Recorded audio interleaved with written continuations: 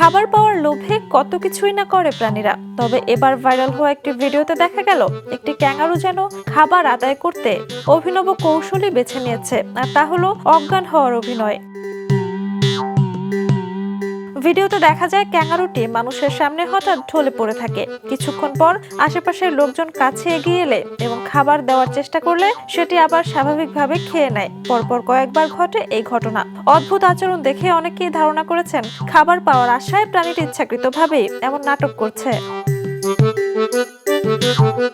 ভিডিওটি সামাজিক মাধ্যমে ছড়িয়ে পড়ার পর নেটিজেনদের মধ্যে হাস্যরসের সৃষ্টি হয়েছে। ভিডিওটি সত্যি কিনা বা কোথায় ধারণ করা হয়েছে সে বিষয়ে নিশ্চিত তথ্য নেই।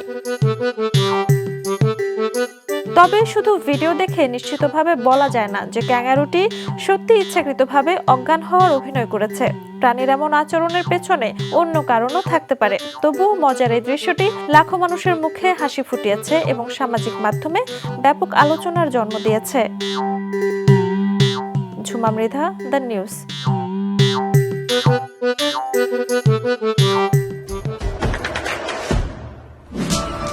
দেশে দেশে সবার সাথে, দ্য নিউজ।